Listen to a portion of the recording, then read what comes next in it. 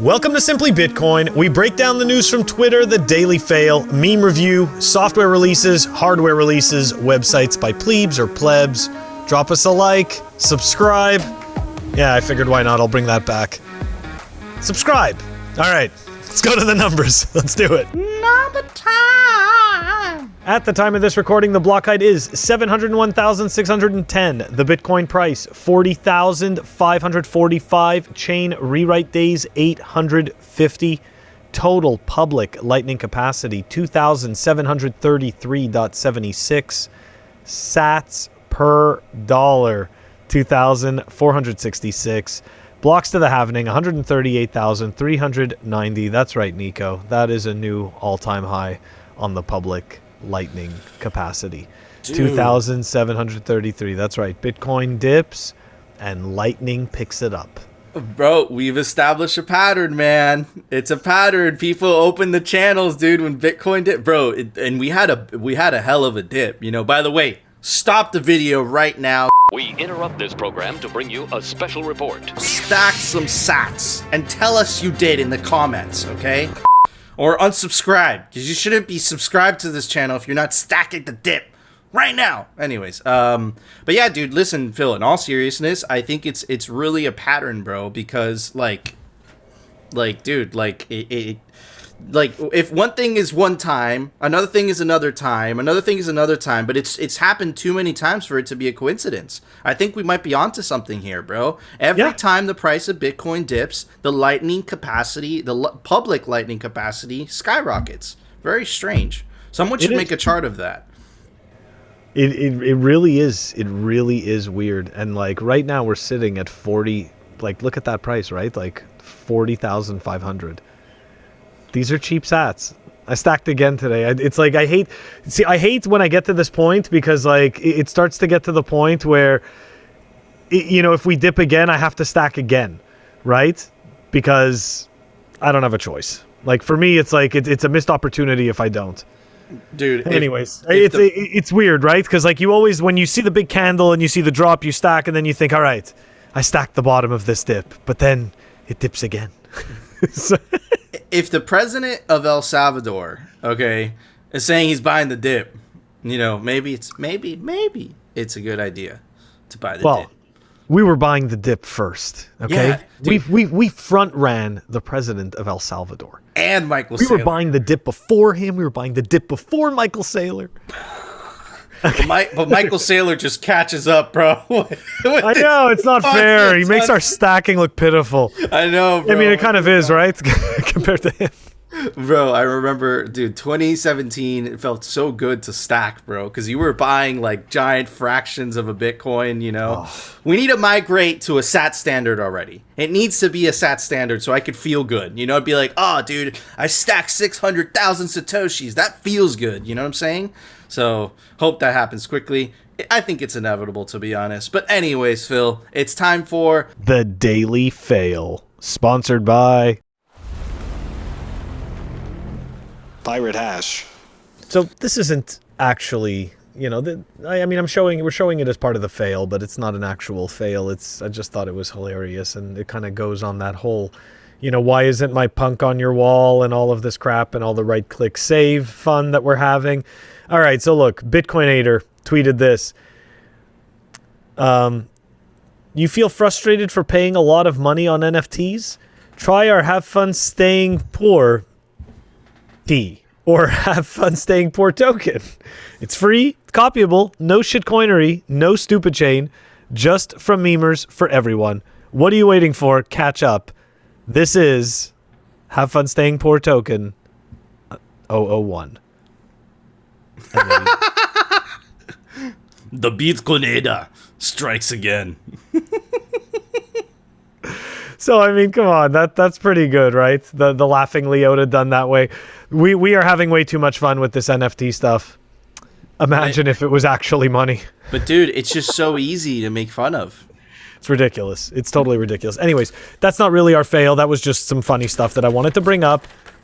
Yeah, exactly, right? I should swap my background again. All right, but now we're going to dive into the fails. Here we go. First of the fails. SushiSwap's token Launchpad hacked for over 3 million in Ethereum. The fucking food. I'm sorry, Phil. The food. Yam. This is sushi. This is not sushi. This is SushiSwap. Oh no, it's not even SushiSwap. You really need to pay attention to that name. It's SushiSwap token Launchpad. Okay, so it's a launchpad, right? It's a launchpad of scam. So it launches shit right into the air for everyone. Anyways, here we go. An NFT auction on the SushiSwap token Launchpad has been reportedly hacked for more than 3 million worth of Ethereum. Oh my god, giant chakra. Sure, it was audited. SushiSwap's token platform called Miso was reportedly attacked on Thursday with the hacker, that was last Thursday by the way, the hacker stealing 864.8 Ethereum, approximately 3 million in current prices. As described on the project's website, Miso is a suite of open source smart contracts created to ease the process of launching a new project on the SushiSwap exchange. So I want you to think about that for a second. Why does that need a token? Why does that need to be money? Why does a technology, right, that is a suite of open source smart contracts, why does that need to be money? It's called miso, like miso soup. Sushi. Of course. Because that's probably what they were eating the whole time when they coded this, right? So, no, it's called miso, man. Anyways, so here we go. So, Miso fell victim to a so-called supply chain attack, which saw an anonymous contractor going under the GitHub handle Aristok3 inject malicious code into the platform's front end and replace the auction's wallet with their own address. DeFi, bro. DeFi. Oh my god. This is not the first time Miso has encountered a similar problem. Oh, so you got scammed like this before, and you figured you'll just do the same thing again, and the same thing won't happen. Sure. Anyways, on a previous occasion, however, the platform's team got away lightly. Oh, well. So there you go. You didn't get scammed hard enough, so you stuck around to get scammed a little harder. That's good. I like that. Last month, Sam Sun, a security researcher for venture capital firm Paradigm, discovered a vulnerability while examining the smart contract code of the BitDio token sale on the Miso platform. Well, there you go. Take a look at this. This is where we're finishing with this piece. The researcher said that the vulnerability could have potentially resulted in a loss of about 350 million. I mean, like, look, I don't know, you know, we sound like broken records. we just sound like broken records. This is so pitiful. So this is what they do, you know, they put a whole bunch of liquidity, right? I showed you guys the definition of what a rug pull is yesterday. Okay? Like, rug pulls are exclusive to these shitty platforms. Pretty much. Look, guys, I just gotta say, if you're in the shitcoining phase and you happen to run into simply Bitcoin, always stick to Bitcoin. I'm just gonna say that. But if you happen to still believe that shitcoin, it's fine. It's part of the process, part of paying the price of tuition. At least stay away from the foods, okay? Clearly, the foods don't work out so well. And I'm also very upset, Phil, because I actually like miso soup. It's actually really delicious. And this is giving a bad name to miso soup. So it makes me very upset. You know, put all the shitcoining and scamming aside. Leave my favorite foods alone. Phil? They're ruining our food. They really are ruining our food. You're absolutely right. Miso soup is good. It's sushi delicious. Can be good, right? It is. You know, so it's like, come on, sushi. You're ruining it for everyone. If it's good sushi. Because if it's gas station sushi, explosive diarrhea. That's all I have to say. It's over. It's over. It's game over. Yeah, no, you're never getting rid of those parasites. You can have all the diarrhea you want. That's like, you know what, man? That's like herpes. That stays forever. That's luggage. Okay. So look, we're gonna move on. We're gonna move on to the next fail, because the next fail is gonna be a little familiar to everyone who watches this show. A little bit familiar. This actually starts off from a block tweet. Okay. The BitClout creator launches Decentralized Social blockchain with 200 million in funding. from A16Z and others. So that's right. Everybody remembers BitClout, right? Tokens that don't need to exist for a bunch of narcissistic sociopaths. Which was a pump and dump, which went to was a pump and zero. dump. And But hey, guess what? It was a successful enough pump and dump for for him to raise enough funds to create another pump and dump. so interestingly, Nico, yeah, exactly, right? And actually, you know what? I want to thank you because I think you're the one that posted this in our notes today for the fail, and I was like, oh, this is fantastic. So I dug in. Yeah, man, this is great. So check this out, all right? Let's go through the article. BitClout creator, who goes by the pseudonym Diamond Hands, has today revealed his identity with the launch of a blockchain network dubbed Decentralized Social. See, you're just going to call it decentralized, or DeSo. So clever. He is Nader Al-Naji. As some had suspected when BitClout was launched earlier this year, Al-Naji also founded the stablecoin startup Basis, which shut down in 2018, citing regulatory constraints, and returned nearly all of the 133 million raised funds to investors. Okay, so that's pretty good. At least he returned that money. But so for the people that don't know, so Nader is the creator of BitClout, right? Almost all of those investors have backed Al-Naji again with a $200 million investment. These investors include, and this is the best part, these investors include high-profile venture firms such as Andreessen Horowitz, A16Z, Sequoia, Social Capital, TQ Ventures, Coinbase Ventures. Read that again. Coinbase Ventures. That's right. The next one, Winklevoss Capital. So Gemini and Coinbase, for the people who don't know, the Winklevi, the brothers Winklevi own Gemini Network. Shitcoining exchange, anyways. Polychain Capital, Pantera Capital. I forget the guy's name from Pantera Capital. Is it Dan Quintero or something? I could be wrong. I forget. Anyways, whatever. He comments on Bitcoin on Twitter. And Arrington Capital. Other investors include Blockchain Ventures, Distributed Global, Blockchain.com Ventures, Hack Ventures, and Reddit co-founder Alexis Ohanian. So keep in mind, a lot of these ventures originally backed BitClout. And they were shilling it. And a lot of these ventures actually backed the New York agreement, dude. They backed for bigger blocks. All of them. Every single one. It's so bad. All of them, what you just read, Phil, all of those companies are enemies of Bitcoin. They're enemies of Bitcoin. They tried to coerce it in 2017 during the fork wars. And again, here it is. They're consciously supporting a shitcoin scam, right, that is purposely built to separate people away from their Bitcoin. I'm sorry to interrupt you, Phil. No, absolutely not. And you're absolutely right, man. Preach. Okay, here we go. Centralized social media platforms such as Twitter, Facebook, and Instagram control public discourse and earn profits off of content that they don't even create, according to Al-Naji. The DeSo blockchain, on the other hand, aims to make social media accessible and monetizable by anyone, but especially them. How does DeSo work? Al-Naji said everyone who wants to use the DeSo blockchain or apps built on the blockchain has to hold the DeSo token. Oh. So it's like a Chuck E. Cheese token in outer space. Or in cyberspace. Anyways, the native cryptocurrency of the blockchain. DeSo can be used to create a profile, create a post, buy social tokens, take a shit, buy NFTs, give diamonds, and more, he said. So overall, the goal is to drive as much activity on the DeSo blockchain as possible to increase the demand for DeSo, the coin. So I use the coin to make the coin, to use the coin to make the coin. Sounds like it's a winner.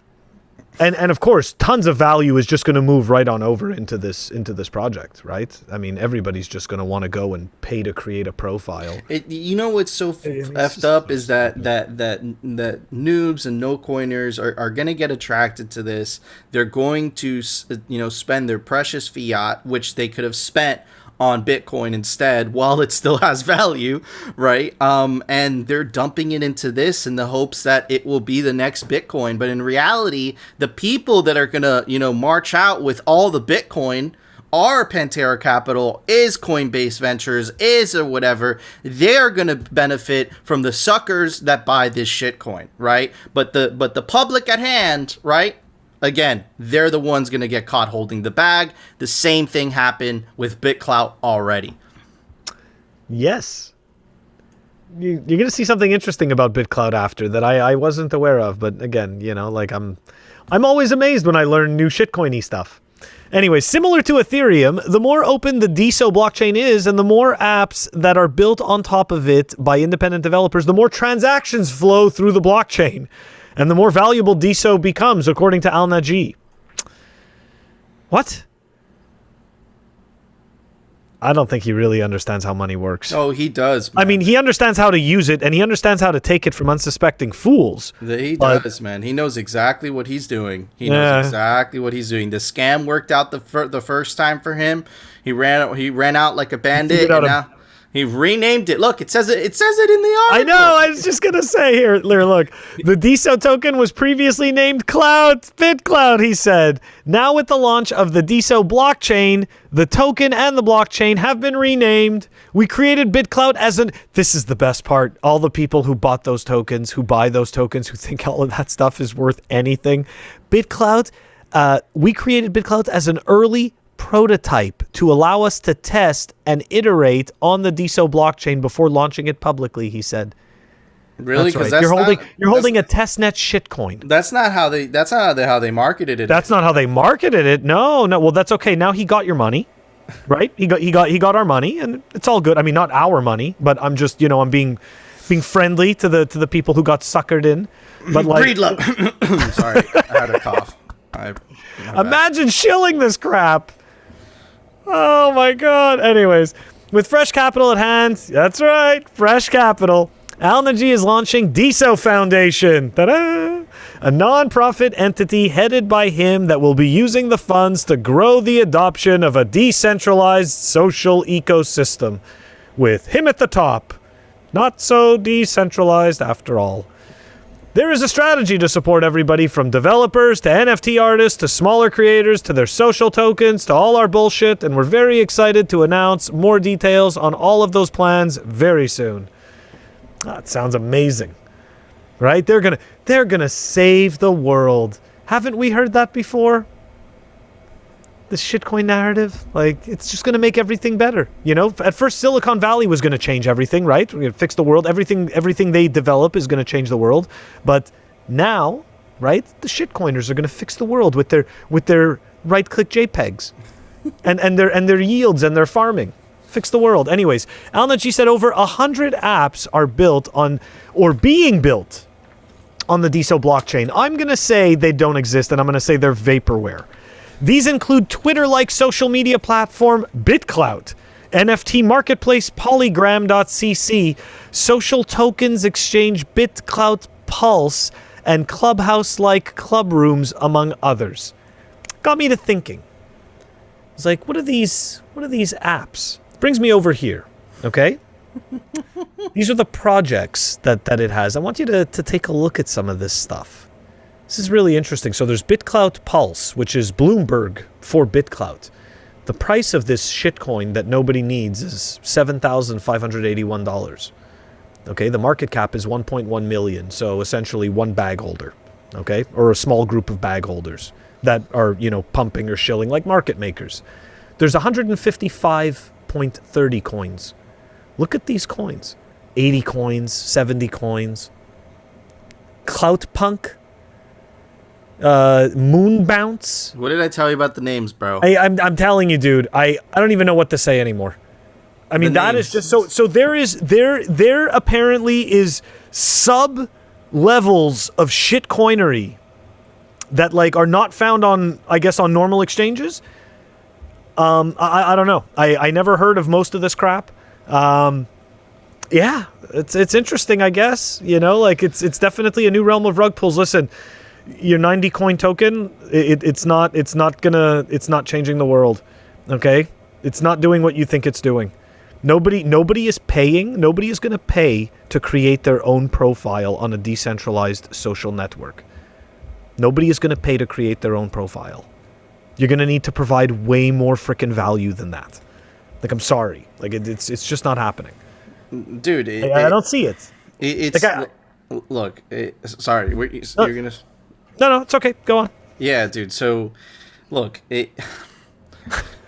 these ingenious names and all this facade and vaporware or whatever, it's just designed to do one thing: to separate you away from your fiat. And more importantly, to some, separate them from their Bitcoin. And what the founders, Pantera Capital, Coinbase, the Winklevi, you know what they're going to do with all the gains, right? Because they're getting in pre-sale, right? You know what they're going to do that? They're going to dump it on the investors, and they're going to put that money straight into Bitcoin, right? That's literally what this is designed to do. And again, the schemes are getting even more elaborate. You know, it's elaborate. It just gets even more elaborate and elaborate and elaborate, and the names just get even more crazy. You know, and it's meant to make you feel like, wow, this is really intelligent stuff. I'm investing in the future here. You know, decentralized social platform. Oh my God, let me invest in this. At the end of the day, all these things on a historical scale, they lose value towards Bitcoin over time, right? But they entice you, right, with this idea that you're going to get rich overnight, right? But you don't. What you're really doing is that you're enriching the founder. If you don't believe us, take a look at what happened to BitClout, right? The price literally, it pumped when they got Breedlove, they got all those social influencers, whatever. I want to buy into this. People bought the bags, and guess what happened? All of those people that got in pre-sale, whatever, they dumped it on those investors. They ran out like bandits, and now this guy's doing the same scheme again, a little bit more elaborate. He's raising a lot more money, right? But it's the same scheme. It's a pump and dump, right? And again, none of this is decentralized. It doesn't have sufficient amount of hash rate, right, to withstand a nation-state attack. We already have Gary Gensler, publicly saying that he's gonna go after all of these DeFi and shitcoin scams, right? And anything that doesn't have sufficient amount of decentralization will get regulated into oblivion by the government. So just stay humble, stack some sats. Okay. Before we move on to the next segment, I just wanna leave you and everyone with these final thoughts because of these names. After party, host exclusive live events for your coin holders. Why does that need to be money on its own? The more you dig into this, it's just the most ridiculous crap. And listen, I remember falling for it. When I first got into this space. I remember there was this one that was going to do all the ticket sales, right? Like all like the event sales. I totally forget what they're called. It's going to be the hugest tokens. It's going to blow up, right? They have only 50 million of them, and like it's going to be huge. That was 4 years ago. They're worth even less than when I bought and sold them. Anyways. Yeah, so exactly what Phil said. We've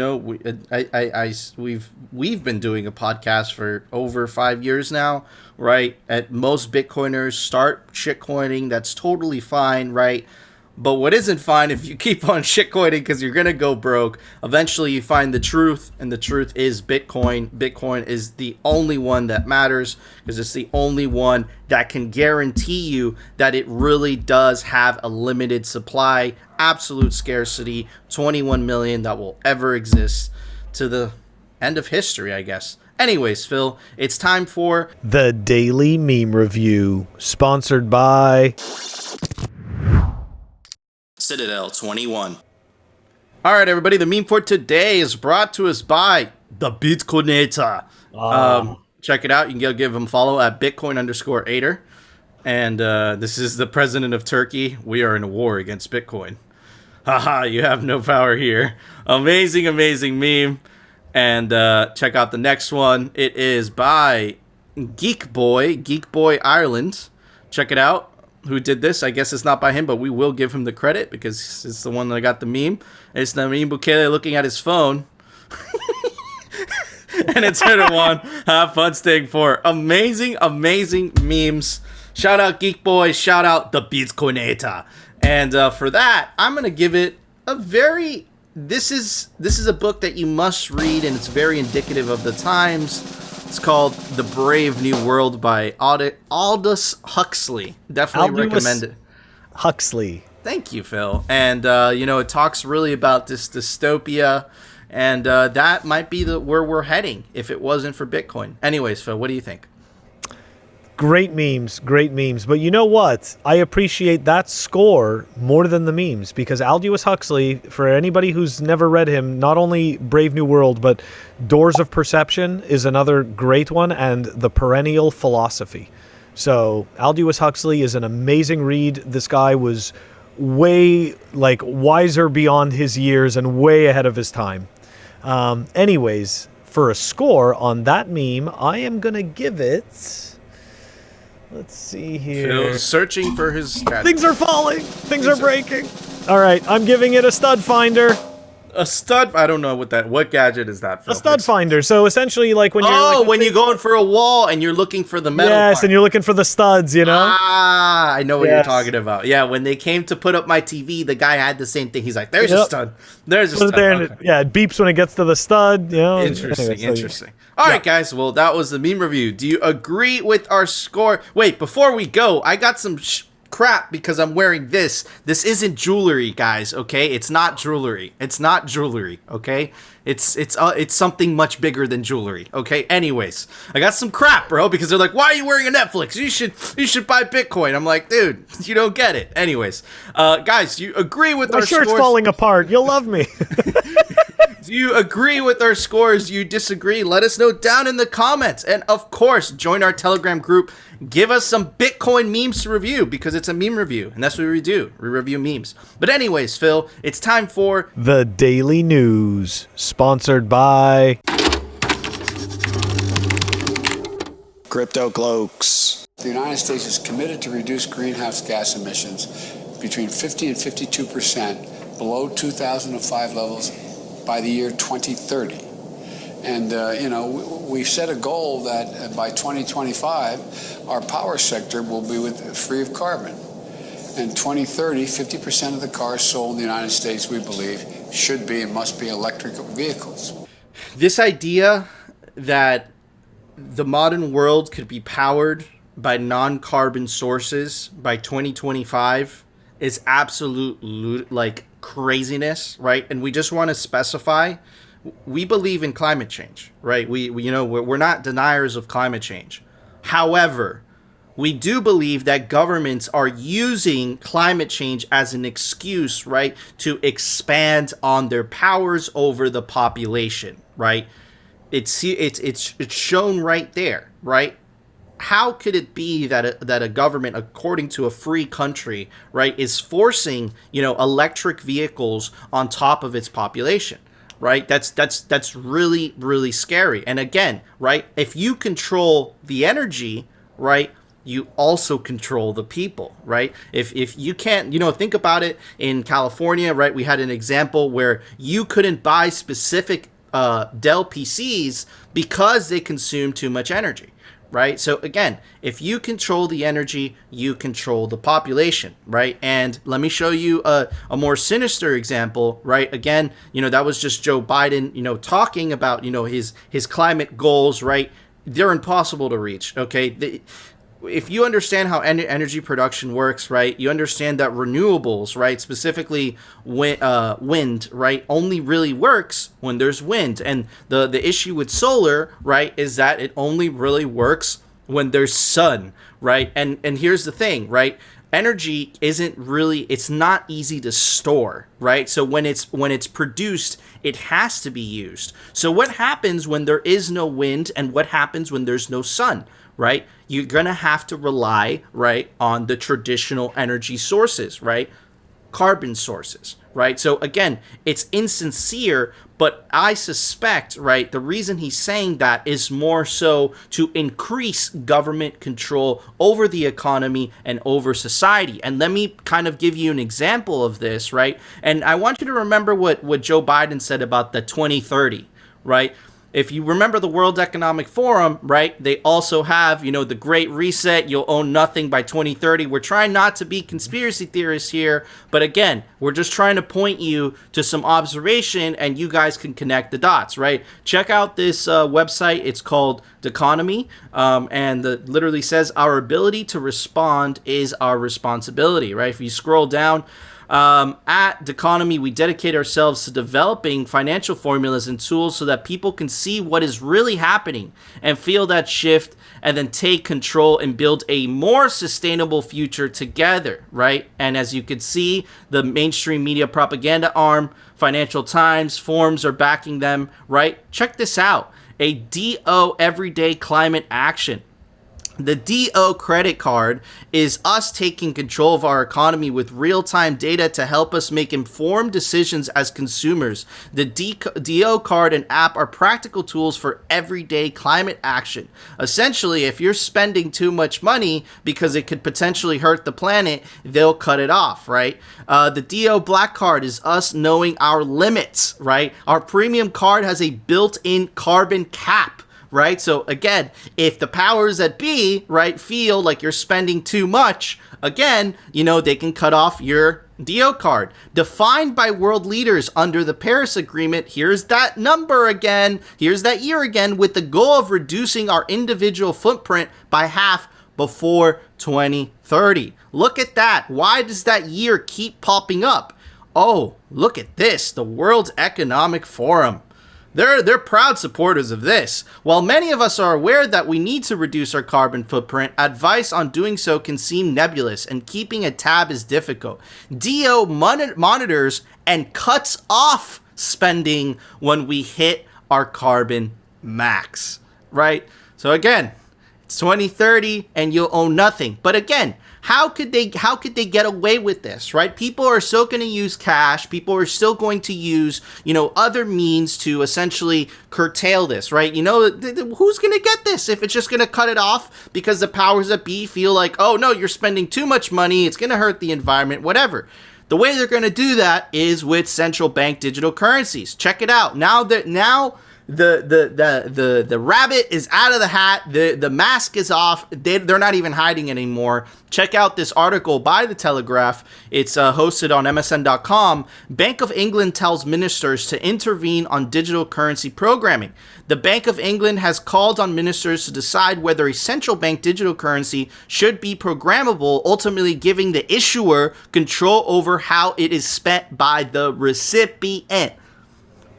Anyways, moving on. Tom Mooden, a director at the Bank of England, said during a conference on Monday that programming could become a key feature of any future central bank digital currency in which the money would be programmed to be released only when something happened. You could introduce programmability. What happens if one of our participants in a transaction puts a restriction on future use of the money? That's exactly what governments are going to do. There could be some socially beneficial outcomes from that. Right? Social credit system. You could see how it's incorporated here. Preventing activity which is seen to be socially harmful in some ways. But at the same time, it could be a restriction on people's freedoms. That's exactly what it's going to do.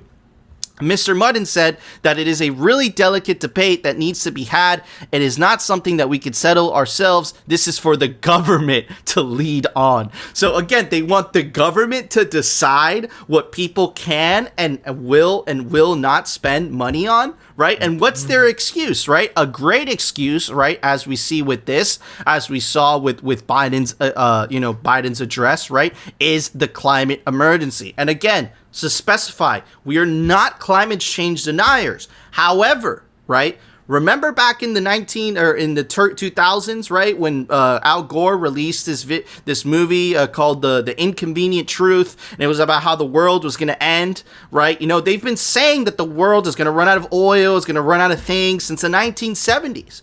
But it doesn't. And the reason for that is that governments need an excuse. They need an emergency, right, to consolidate even more power, right? So again, the Bank of England, right, is basically saying, right, you know, if like to quote the article, right, so I don't misrepresent it, right, preventing, there could be some social beneficial outcomes from that, preventing activity which is seen to be socially harmful in some ways, right? So if the government deems that what you're doing is socially harmful, right, you know, they cut off what you're using. In this credit card specifically, if you're spending too much money according to, you know, the climate gods or whatever, they cut it off, right? You know, all to, you know, help the government agenda, you'll own nothing, 2030, be happy.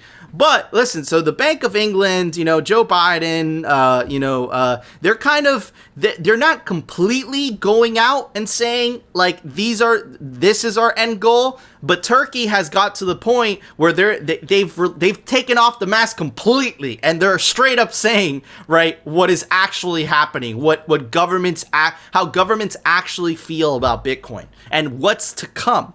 And Erdogan's war against Bitcoin. This is why we showed you the memes earlier on in the episode.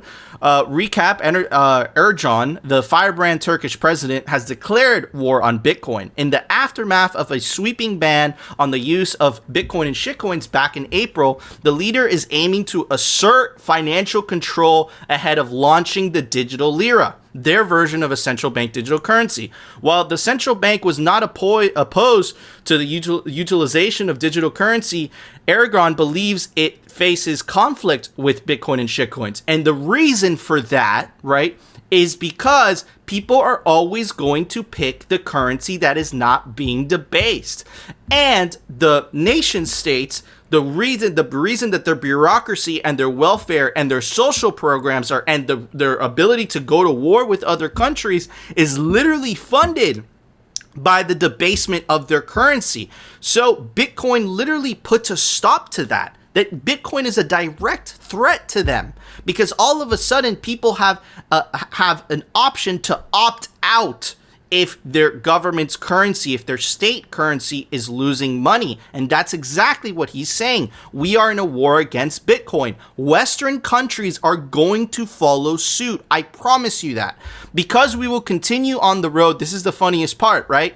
Because we will continue on the road with our money, which is our fundamental identity in this matter, right? That was his excuse. Our money. What does he talk about our money? He's talking about the state's money. He's not talking about the people's money, okay? And now, look, there's more details, right? A recent poll found that around 20% of Turks engaged with Bitcoin and shitcoins either in payment transactions or as personal investments in 2020. So even after the ban, people still find a way to store their value, their time. And this is exactly why Erdogan is declaring war on Bitcoin, and other countries are going to follow suit, because you cannot have a central bank digital currency that is used to manipulate and essentially control the public if there is a free currency competing with it, if there's an alternative currency that cannot be debased, right? But let's see if the people of Turkey are crazy to opt out and put their money into Bitcoin. Check out their inflation rates, right? 11%, 11%, 11%, 11%, right? 13%, 15%, 7%. Look at it back here, 54%, 100%. Imagine if Bitcoin existed back then. Again, this is the government literally stealing from you. Not only do you have to pay taxes, right? You're also paying constantly if you're holding the state's money, which is why Erdogan and eventually Western governments as well are going to declare an all-out war on Bitcoin, because it destroys their ability to continue the way they've been continuing. The welfare state is only supported by the government's ability to print money at the cost of their citizens, right? At the cost of their citizens that need that savings the most, right? In the United States specifically, 45% of the population doesn't have the means to save in traditional equities and real estate, right? So they save in cash. They put that cash under the mattress. And guess what happens? The government is constantly debasing it. They're constantly stealing from you to fund their own self-serving bureaucracy.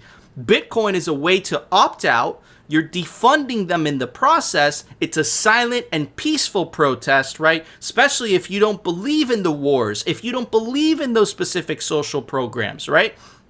Again, those social programs that they flout out as free Medicare, free this, free that, aren't really free. You're paying for it through inflation, right? So again, Bitcoin is a way to opt out and put your time, your energy, right?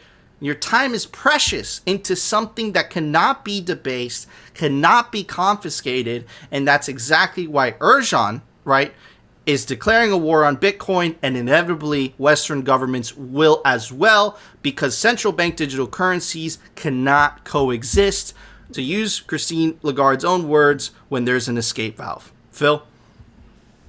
Man, that was an insane journey of some of the most psychotic stuff I never thought I would see outside of complete fiction. A credit card that limits you based on your carbon footprint? Like, really? Why do you allow the companies to create products? Like, if you're going to be this psychotic, why are we blaming the little person?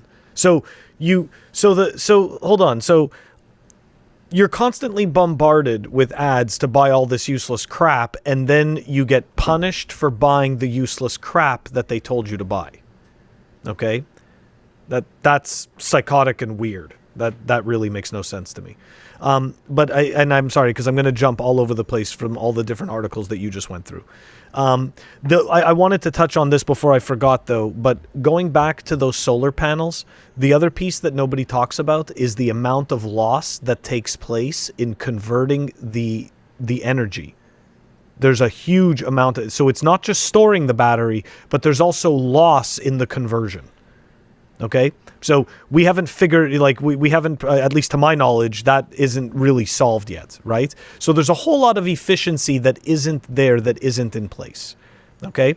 So this whole idea, right, around 2030, like you said, about, being unsustainable, they don't give a shit about sustainability, right? Like you showed with the Turkish government, it's not even about sustainability. Like, it's just complete nonsense. It's about control. It's about population control.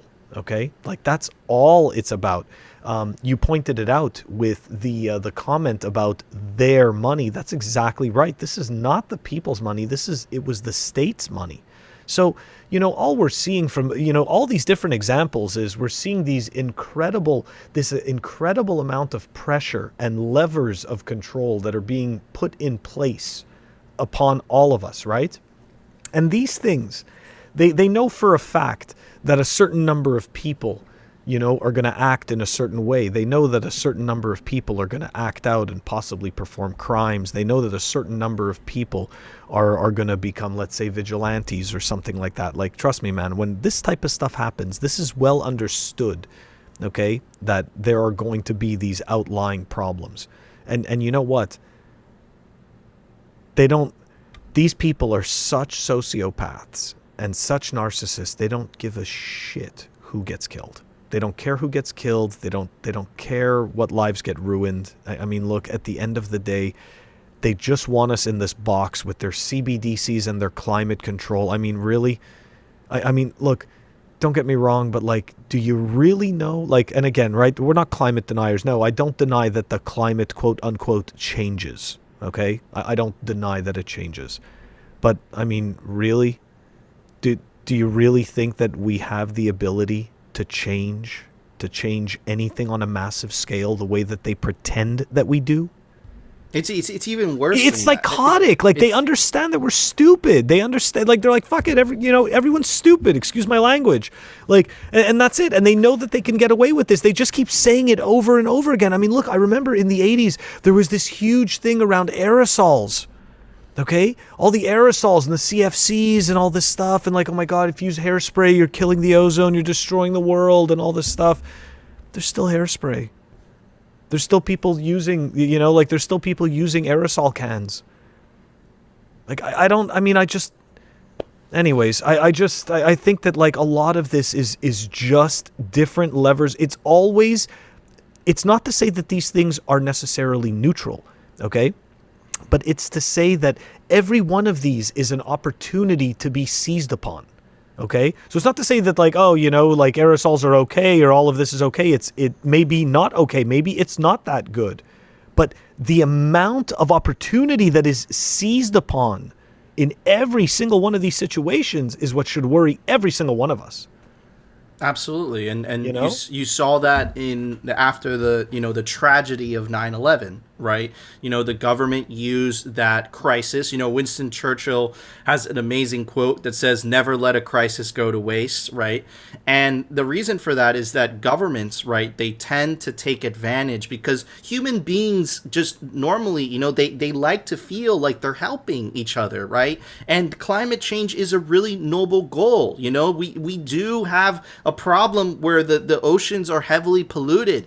However, giving a bunch of bureaucrats more money is not going to solve those problems, right? History has shown that. The Patriot Act didn't solve any problems. It just took our liberties away, right? So it's the same thing. We're seeing the same thing. They're using, right, what's the tragedy that's going on in the world right now, where, there's a sickness around the world, right? They're using that, governments are using that to justify more and more control over their populations, with the passports that will eventually become digital ID passports that will eventually link to your central bank digital currencies so that the government could make sure, right, that, that they collect every single nickel and dime that they feel that you owe to them. But at the same time, like we showed yesterday, rules for thee, but not for me. They don't mind leaving $80 billion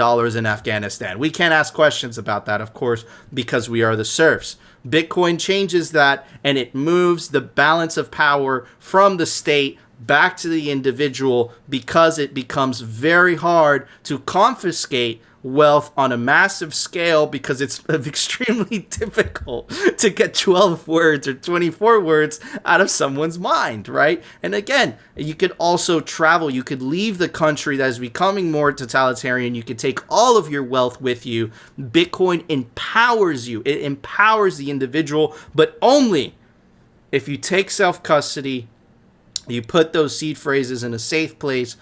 If you learn this, right, use multi-sig, geographically separate your seeds, right, and, even better, run your own node, right, take privacy seriously, and what you're doing is that you're empowering yourself over the state.